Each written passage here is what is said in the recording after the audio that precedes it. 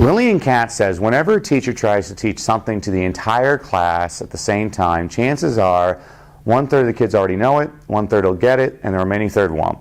So that means 2/3 of the children are wasting their time. In my observations of teachers in their classrooms, I find that teachers often cope with the academic diversity in their classrooms by teaching to the middle. Now, even though I was making a lot of money as a public school teacher, I decided to take a tutoring job after school for the fun of it. And I used to tutor underachieving geniuses. Now, I've always referred to all of my students as underachieving geniuses, but twice in my life I truly did work with underachieving geniuses. The first was an 8-year-old boy named Tyler. And Tyler, on our first session, I said, I'm going to begin our session by reading to you a chapter from Mark Twain's The Adventures of Huckleberry Finn. And Tyler looked at me and said, man, I read that book several years ago on my own. And I thought to myself, wow, that's like an 8th grade level book. So then I said, okay, well, have you ever read anything by William Shakespeare? He's like, oh yeah, I've read all 38 of his plays. I like the comedies best, like Twelfth Night. And he starts quoting his favorite part to me. And I'm like, it's my favorite part too. I'm like, you ever read anything by the Greeks? He's like, Oedipus, Medea. I'm like, oh, I hate it when they're smarter than me. By the end of our first session, he taught me how to count to 10 in Japanese. Tyler taught me one of the best lessons I've ever learned. May I share it with you? Here it is. You are smarter than me about something.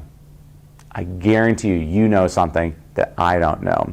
And chances are you probably have a way of learning information which is a little bit different from the way I learn information. I learned from a very young age when you put something to the beat of a song, it tended to stick in my head. Well, with Tyler, all you had to do was stick it to a movement and it would stick to his head. Now, do you know how to count to Japanese in 10? Well, you will. Okay, so 1 and 2 in Japanese are ichi, ni. So we just scratch our knee and say ichi, ni.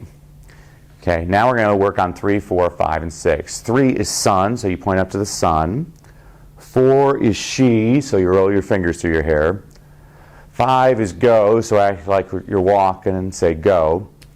And 6 is roku, so act like you're listening to some rock and roll and say roku. Okay, now 7 in Japanese is sichi, which sounds like a bad word in Spanish. In Japanese, it means 7. In English, it kind of sounds like a sneeze, so we go sichi. 8 is hachi, so we act like we're putting on our hat and say hachi. Now 9 is ku, so we coo like a dove. Coo!